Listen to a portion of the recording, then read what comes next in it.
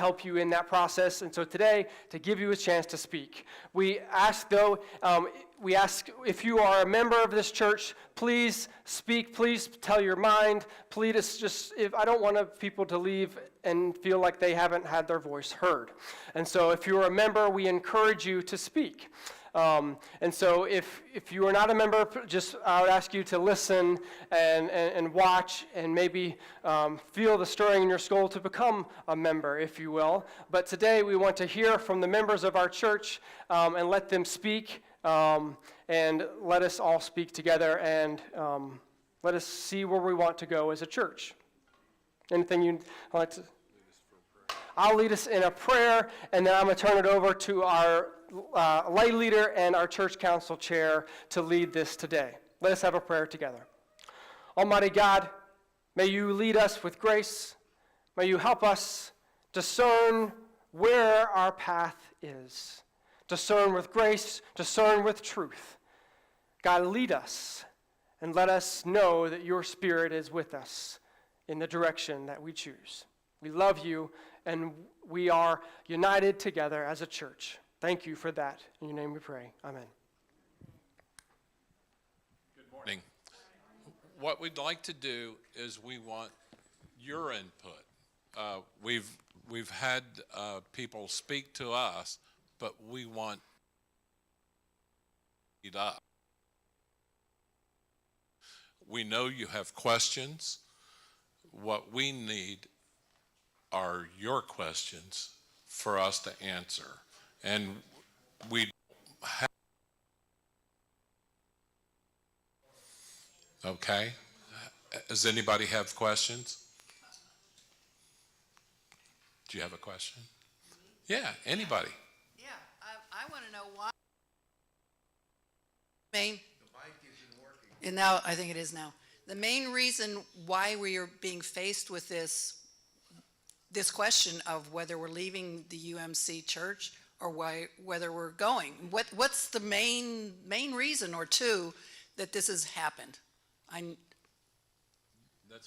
That's a good question. Very simple. Do you want? Sure. There's been a growing tension with our church in becoming in our.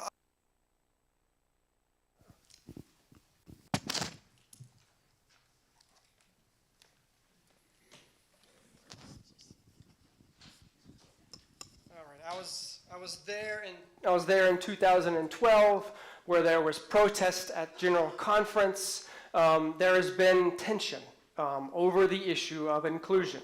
And then that started, and then a group came about and said they wanted to separate. And not just on the issue of inclusion, there was more that they wanted to separate for. And so, what's that?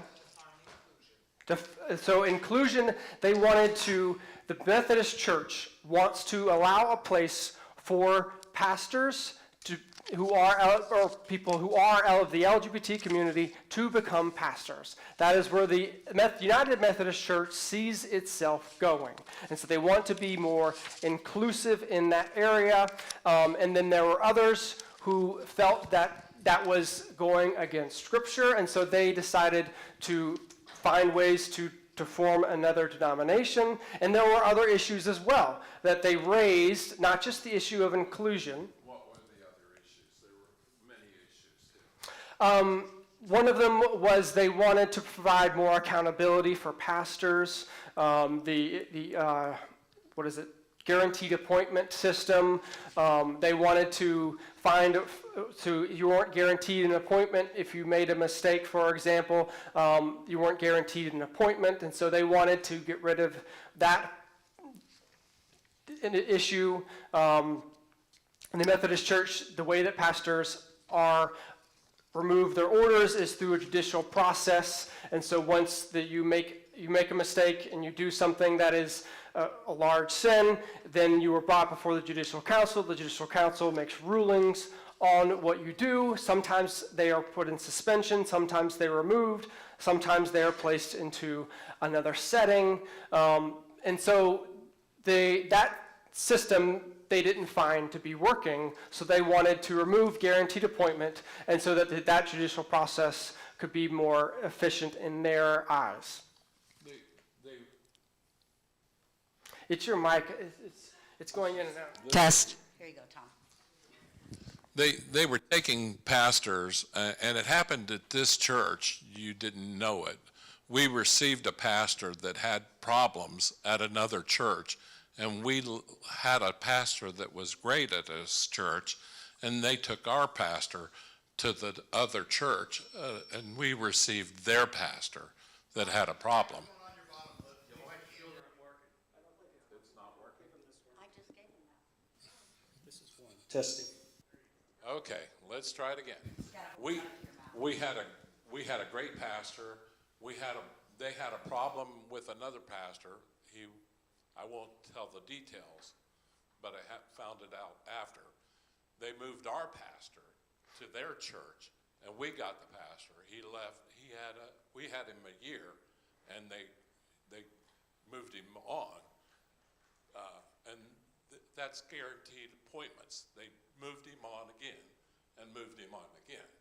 So that's the United Methodist Church. So, and that's the problems that they're having. They leave pastors in, and they're not supposed to. You don't need that. That's a problem that's pervading right now. And and so I believe that the Methodist Church is addressing those issues, but maybe not in the way that this particular group that became the Golden Methodist Church wanted to, and so there became tension, and they decided to leave. And so when that happened, the Methodist Church started making allowances for churches and for pastors to leave. Right now, there is not a clear system. There was something that was done in the meantime, and then looking ahead to 2020 conference, but we all know that the pandemic happened. There was no conference, and it kept being pushed back, and now it's progressed to 2024. And so the reason why that we're in the situation we're in now, because there was a temporary solution. So they got together, the group that wants to leave, the Global Methodist Church and United Methodist Church, and they said, we're going to create a monetarium. We're going to create a way for you and for churches to leave now, and we're also going to say, since we're creating this way, can you not put people on charges?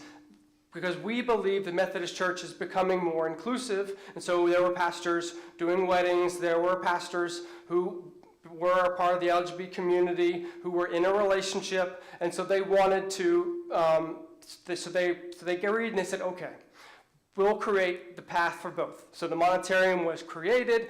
There is the 2553, which you probably have heard before, maybe or maybe not. That's the paragraph in the discipline that was added to allow churches to leave with their property, because there is a trust clause that when the church leaves, the property goes back to the church. It goes back to the conference, not the church.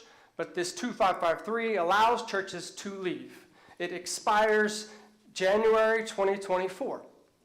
So there's 3 different sessions, all online, for churches to leave if they discern that they would like to leave. And so there's one in April, one in August, and one in December. And there is a protocol, which is you call for a church conference vote. In other conferences, there are different requirements. For example, in the North Alabama, you have to go through a discernment process, which we are doing. And so, but in our conference, all you have to do is call a church conference.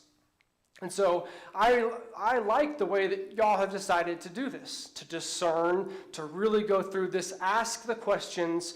Do we want to stay with the United Methodist Church? Do we as a church believe we are going where they are going? Or do we believe we're going in a different direction than the United Methodist Church is going? Can I just say something too, Pastor? I'm finished. And so I think it's important for everyone to understand too that we need to separate. We're getting feed. Can you hear me? Yes. I'm getting a lot of feedback. So no matter what, we're going to be Methodist, right? We're all Methodist, and I think it's important to understand that there are a lot of things that what's being brought to the forefront is inclusion, but there are other things, but that's being the biggest highlight. And I think it's important for us that the Global Methodist Church is basically adopting the Book of Discipline as it is now. Okay, so the way I see it, to remain the same is to grow with the Global Methodist Church, because it's it's the same doctrine that's. Well, they are changing certain things in the Book of Discipline. So they have a discipline now, it's online. There is a link to it. There are articles that are exactly the same. One for one, they're the same number in certain circumstances. But in some things, they have changed the language. Again, they want to create more accountability among pastors, among lay. There are certain things that they want to reform is probably the right way. Right. And so you can see it and examine it. It's big, it's all online. And theirs is changing. It's not set. The Global Methodist Church Right, is there's not not a completely conference. set. They are working on it and trying to get it where they want. It's not voted in like ours is set until it is changed in 2024. Actually, the United Methodist Church is changing their doctrine. Well, if it's voted on, it has to. We still don't know what the Book of Discipline will be in 2024. So we are operating now in a relaxed doctrine, I would say, because of the moratorium that was set. We're arguing something that we're arguing something that we don't control. Right. We're not controlling the Global Methodist Church, and we're not controlling the United Methodist Church doctrine. We know that the doctrine that is in place with the United Methodist Church isn't being followed. Right, because of the moratorium. Well, not because of the moratorium. No. but We're saying. Because they want to become more inclusive, and they know that, and they will be. They're not following their doctrine. They're not enforcing their doctrine. They're not doing the things that they say with their doctrine. They're not following it. That's okay. That's what they want to do. But, yes. I have a question back to when you were discussing the pastoral appointments. Let's get back to that a little bit. I think many of us are a little confused. What part does the SPRC play in pastor appointments? Actually, well, I got an answer for you here. Brian's going to give us one. Brian has been to SBRC, so he knows. I have had the opportunity to be part of new pastors 2 times. So the process, basically the district superintendent comes to the SPRC and they ask, what do you want in a pastor? So we give them an exhaustive list of all these great attributes we want in a pastor. And the district superintendent looks at us and says, that person doesn't exist. The person can't possibly exist with all those. Now, what are your top 5? Well, we want a good preacher, we want, So we go through that process. He says, okay, so here's someone we have for you. Are you okay with this person? And we say yes or no. And that's basically the process it goes through. There's a whole nother part of that, though. For the last 10 years, we have been in a position financially where we have basically paid our pastors at the bottom of the pay scale. So, at work where you have a pay scale, from here to here, and you go through and you try to work up the pay scale. Our church, for the last 10 plus years since Drew Dancy, has paid the pastors at the very bottom of the pay scale. So think about in your industry, in your work history, when you're recruiting people, the pool is limited when you can pay them only at the bottom of the pay scale. Now, nothing personal there, yeah. But that's the reality in our church. So that's how that process works. The district superintendent comes to SPRC, asks our opinion, we provide it, and then asks specifically, and when we had Pastor Janet asked specifically before she was appointed, are you okay with having a woman in our church, a woman pastor? we said yes, and she was appointed. So that's a process it goes through. So I don't really understand how that is an issue or how that will be resolved with the global church. I've heard things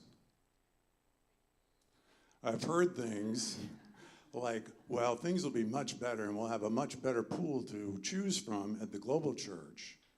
I don't really see how that's going to occur when we're still in position where we can only offer, X amount of salary for a pastor. Again, that pool is going to be what it is. It's going to be a limited pool either way.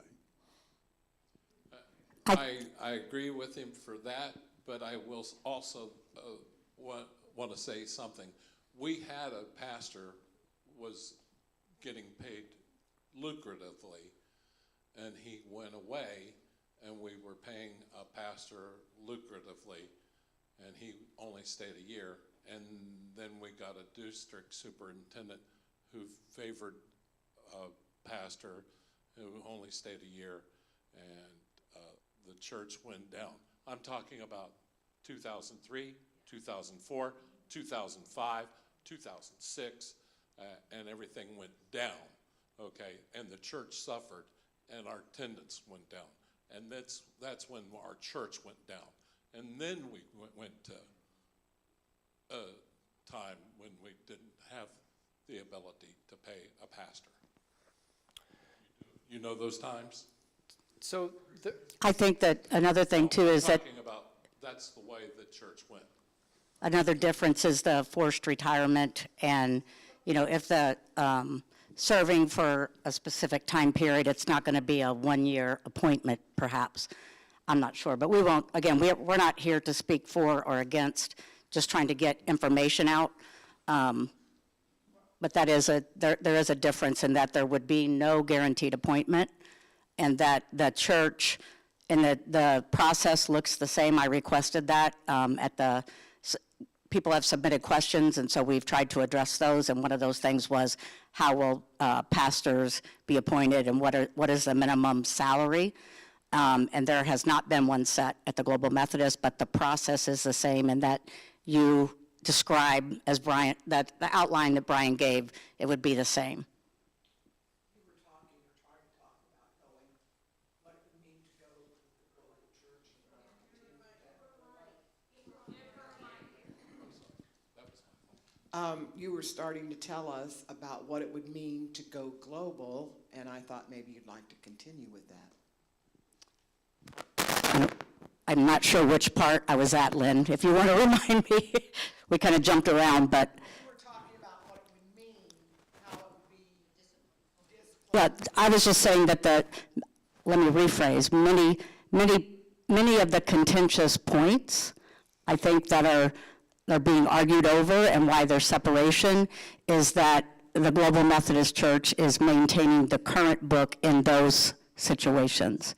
And so even though we as the United Methodist Church are operating, we have the 2016 Book of Discipline, we're not following it in some areas, which is why after the conference was postponed again, twice, that the Global Methodist Church launched. you know what I think would be helpful is if there are things that you find yourself passionate about, if you could bring those to maybe me or someone, and we can do the research and we can find exactly where the United Methodist Church is and where the Global Methodist Church is looking to go. So I would say this is a personal opportunity that if maybe in the future we want to have some small groups, that maybe we could get together and you could ask those questions, but maybe try to give us a heads up so that we can do some research ourselves and we can give you a side-by-side comparison. And we can see exactly where they're going. And so you can make that decision. Is this where I am? Is this where our church is? And we can go from there. But bring that to us. Am I on? Okay. Hold it a little closer. I would just like to point out the obvious, which is something you just pointed out. We're not speaking for the United Methodist Church that's international. we don't make the rules here. We do not speak for what the global Methodist Church people are going. But here's the obvious. I found out in this process that the United Methodist Organization was formed in 1968, which was news to me because I became a Methodist in 1962. All right, so here we have the United Methodist International Group, who has evolved, changed, made mistakes, corrected them, is apparently going for a more inclusive idea about people's sexuality. So we kind of know that could happen in a year from now. And then we have the global people who have been in operation, I understand, since March of last year. Who knows where they're going? We don't control it. Who are these people that have different ideas? So it's very much an unknown. I kind of like being in a place where someone has a track record, and I have only one more thing to say. The church is not the pastor. I love you, Pastor. He is not the church. We are the church. And so when we say we had a pastor and the church attendance went down, that's kind of fuzzy thinking. We are the church, and pastors come and go. They always have, and there's a good reason for that. So we are the church. The pastor is not the church. We can't blame something that we're unhappy on one person standing at the front. You're correct, and that's a good statement. But I will say the entire group of the Global Methodist Church, they're passionately left the United Methodist Church. They're pastors and district superintendents of the United Methodist Church. That's they were until March. Yes, yes. Can I jump in real quick? I think it's important we understand there's really two questions. Should we disaffiliate? And then where do we go from there? We don't necessarily have to go Global Methodist.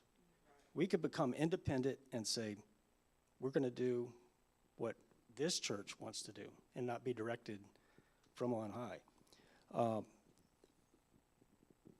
I want to mention there's some videos that are excellent from both sides, and I have them, subscribe to them. One of them is a guy named Rob Renfro. He's coming from the Global Methodist side, right? 6 videos, they're about 12 minutes apiece. I would encourage, if you're going to vote, you should be educated. You should hear his perspective, and then Adam Hamilton has the opposite perspective, and they both are in love sharing their views. He's about the same, 10, 12 minutes apiece. There's 6 of them, and it's like a debate.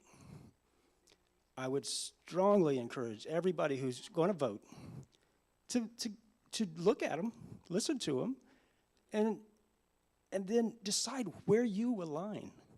That's what really matters. Who are we as a church? Who are you as a believer? And which direction you want to go? Well, I'll get the links to the pastor. Maybe we can put them on the website. Rob Renfro, it's called. Rob Renfro. Good News. And then I can't remember I'll get it to the pastor. We'll put it on the website maybe, the links. Yeah. I think what we're trying to do is we may try to create a bulletin board. We're trying to figure that out, how to best communicate this, how to get this best accessible to you. And so Rhonda and Tom and I we're trying to figure this out. So we'll have it accessible to you. Actually, we're trying to get something together and get small groups and form them to the church in the evenings, maybe at 6 o'clock, and anybody wants to come and we'll have talks. Rob Renfro has been a Methodist. His story is his grandfather was like the first Methodist, great, was like the first Methodist preacher in Texas or something. Betty wants to. I just would like to know what will be the process to provide a new discipline for the new United Methodist Church? I can answer that. Is that okay? So every 4 years, a group of people are selected from all over the world. Each conference has a certain many of people, and they are elected by clergy and lay. So half of the delegation that goes to General Conference is clergy, half is lay. And so they are selected at annual conference. They go to wherever it is being held. I think it was supposed to be held in the Philippines one year, but mostly it's been in the United States. So they go 4 years, and then there is a period of time where you can submit changes to the Book of Discipline. And there is a lot of them. And so each person is then assigned to a group when they arrive at General Conference. So all the different changes that are proposed are sent to different committees. And then the committee's responsibility is to say, this one is a good change, or this one is not a good change, and they vote on them. So then once it gets past the committees, everyone meets together, and it's, like the Republican or Democratic National Convention. They're all together in tables, and they vote. And each is brought before, each possible change. Some of it is striking language, some of it is adding new language, and so they vote on it. And the vote is required, and then they post the vote, and if it doesn't pass, the Book of Discipline is not changed. And so if it is passed, then there is a new discipline that is created every 4 years. It is then added, and then from the new changes are added to the old discipline, and we have a new discipline. In our church office, we have several of those books of disciplines, so you can go in there and look at them if you'd like to. We have the current one, which is 2016, so we haven't changed it since then. We've added a few things, but not very much. So you can go and see that, and that is how the Book of Discipline is changed every 4 years. I'm sorry, Jerry, you're not a member. You're not a member, Jerry, so if Susan, okay.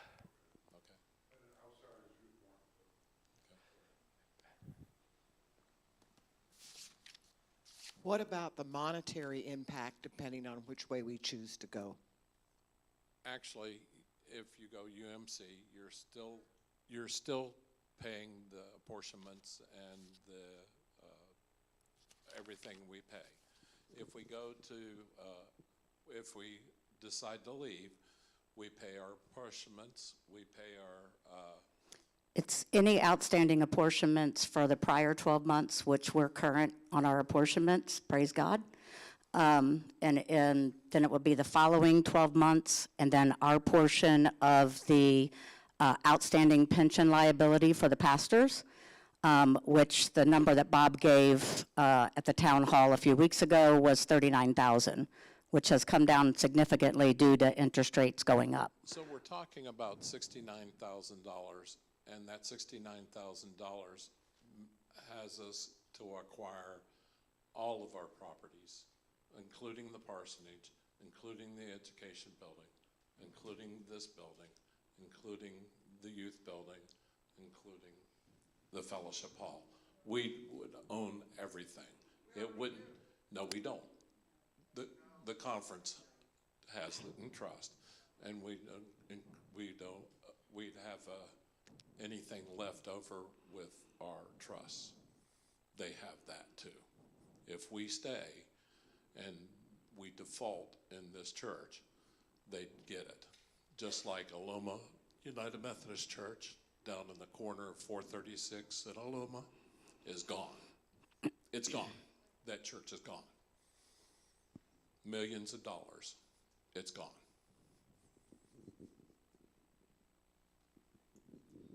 My question, I guess, is to clarify what happens to the church and who gets the church if the church were to vote to go global, which is required by 2/3 of majority. They take over this church.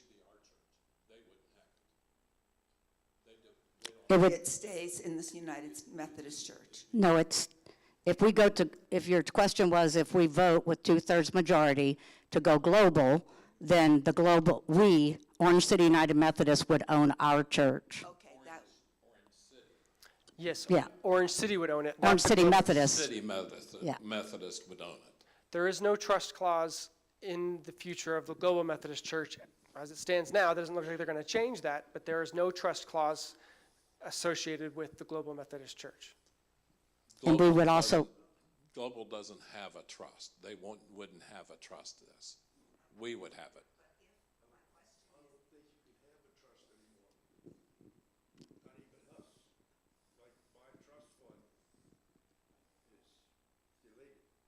Okay, what I'm saying is, this property and everything is set up with United Methodist Church.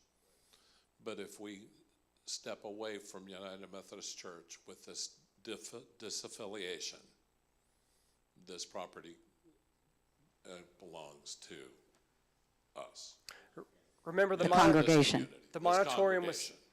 The moratorium was set up, 2553, so that the trust clause would not have to be followed if a church chooses to disaffiliate.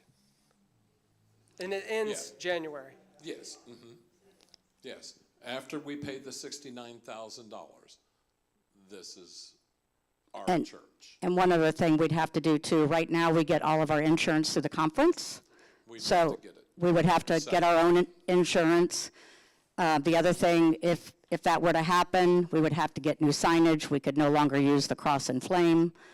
So there are, I mean, there's a lot more details, but the big ones for the disaffiliation process is to pay the apportionments and pay the outstanding pension liability. But we do have Orange City Methodist. The glass window, the stained glass window. Stained glass window, that I guess part of the question would be then, if the 33% of the people that aren't part of the vote, if their vote were to go, the 2/3 majority to go to global, that would mean the global would take over this church. no, we'd have the church. The disaffiliation is ours. We made the decision what we want to do. The church would own it, Sue, not a conference. Yes. That's what they're saying. That's what they're saying. We would keep it. We would keep it, the congregation. The same people that have been supporting this church and building this church all along. Yes. The 67% that's the ruling vote, but everybody's included, you know. And one question was who is able to vote? There's been some question about what is a professing member, whether if you're baptized, can you vote? And so there's a process to become a professing member. And what we do, if you don't know, and Sue, thank you very much.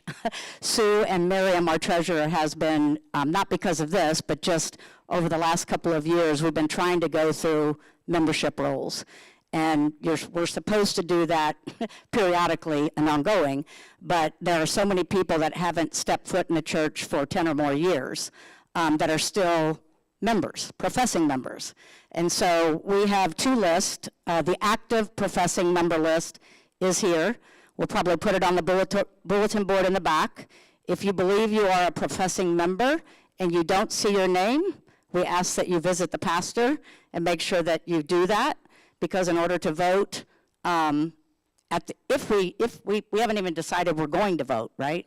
We're not there yet. But if there is, in order to vote, you must be an active professing member to do so. And then we also have an inactive list. Pastor, we're going to post this as well. If you see a name on this inactive list that you feel maybe they're a shut-in or that we don't know about or something like that, if you know someone on this list, we would love for you to reach out and see if they want to remain a member and come back. Obviously, if they're on this list, they haven't been here in 3 or more years. So we would love your help in finding these people to see if they want to remain a member of our church. Yes. Listen, this is our church, and we're getting to everybody to be involved. So in order- And this is the greatest thing that I've seen in this church, the involvement that we have here today. This is really a blessing. I mean, if this doesn't happen and we stay United Methodist Church, this is great because we're involved. We're with our church. We're loving our church. We're here. We're here. This is a great thing. And- So Sorry, I don't want to cut you off. that's You- okay. Go ahead. That's great, yes. In order to vote, I'm always thinking about the specifics. In order to vote and have a church called conference vote with the DS standing right there, you have to have a vote by the church council to bring that forward, and then I will go talk to the DS, say, our church has voted and they want to have a vote. And so then he said, okay, let me look at my schedule. Okay, I have these dates open. We'll have a discussion. The vote will be set for a specific date. We have to publicize it for at least 10 days. Has to go out in the newsletter, has to go out in the bulletin, all the places for 10 days before the actual vote. Then the DS will go. Now, another way happens, now I want to be very clear, if the vote is no. So some churches have said, well, what if my church council votes one way when I feel something else? So then another way to have the vote is after the vote is no by the church council, 10 persons from the church can write a list and say, we want to have a vote. And they submit that to They can have a call the of council. conference. So those are the two ways. Well, So- listen, we want everybody to know everything. Be informed before we do that. That's why we're here. And I think that we need to have open dialogue. We need to have small groups, bipartisan, have everybody be here to talk. If you need me, I'll be here 6 o'clock every evening.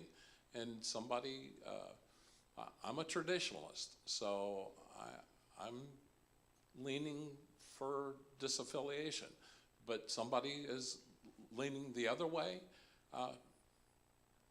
come stay and we'll talk about it. And From the meeting we had before, I thought they said we had to vote by the end of this year, December 31st. We do. 2023. So there is a time. So, and what's being discussed is, as you may not have heard, you may have seen since the last town hall where Bob was here, it came out that day that he's retiring July 1st.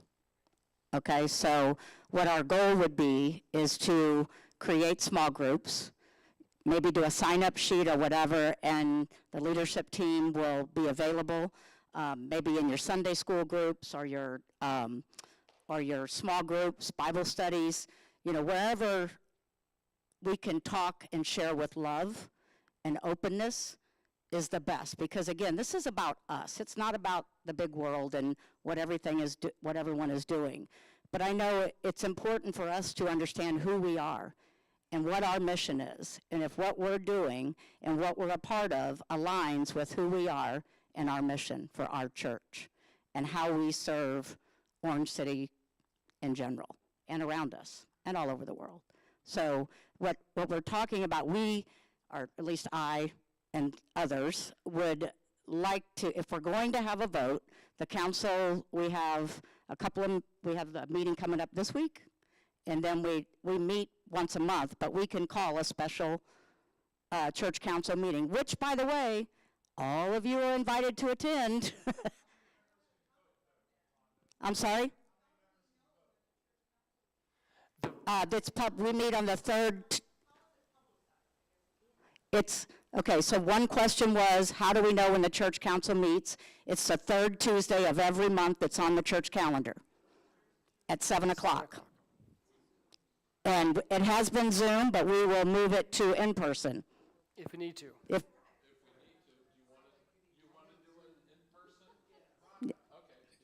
Just a second.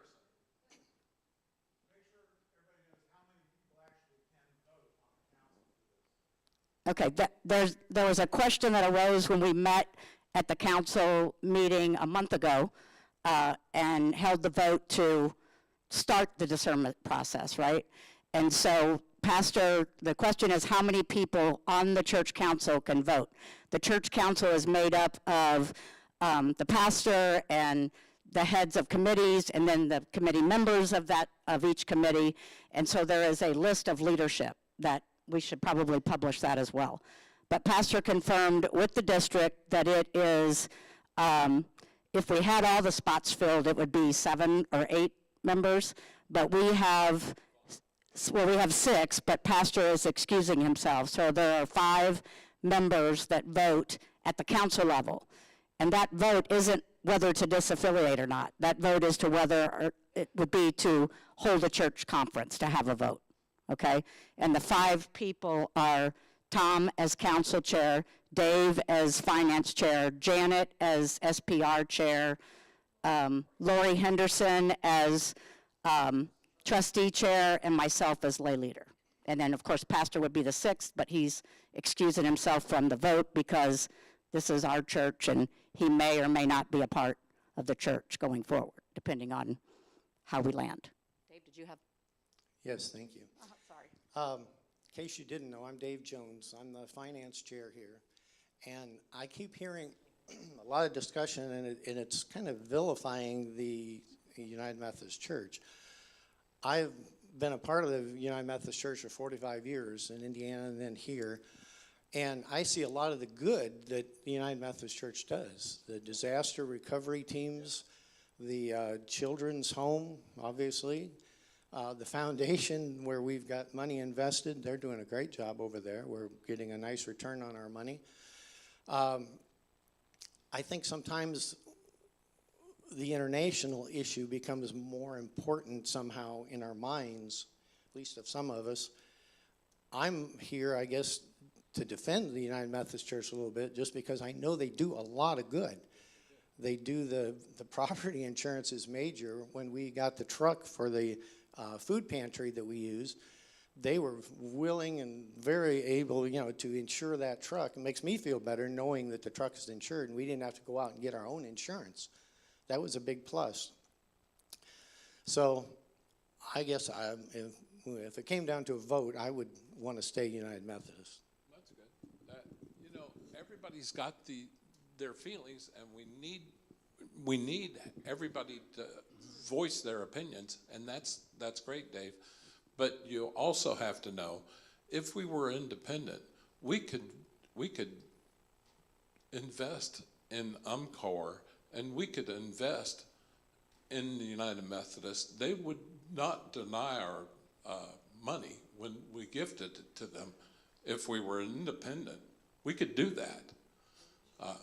Or the children's home, which is right here in our neighborhood, Yes. so. I appreciate you guys being moderators, but every time somebody makes a point, I sometimes hear you guys with the counterpoint. You can come up and talk. You could moderate. That's not what I'm saying. I'm just asking you all maybe just to leave the statement or question and respond, because everybody has kind of gotten an idea of where you all are standing. Okay. For those listening online, this is Stephanie, because I know that we can't see them. They can't see us. Just wanted to share a couple of specific points. And I'm probably going to get emotional because I'm pregnant. We'll blame it on that. And you love your I know. Oh, man. So I wasn't raised United Methodist. I was raised in a separate denomination that was very legalistic and very sectarian and very like us versus them. And when I came to the church in 2011, I learned a lot, specifically alongside the students that I was serving in this congregation. And the 2 things that I love about the United Methodist Church are the concept of grace, prevenient, justifying, sanctifying grace, and the concept of the open table for communion. The biggest thing I want to say is I am very much the minority in this church. I'm a young black woman. I've been the only person of color consistently attending this church for the past decade. And there's a very specific reason why I do that. It's because I don't want to exist in a vacuum.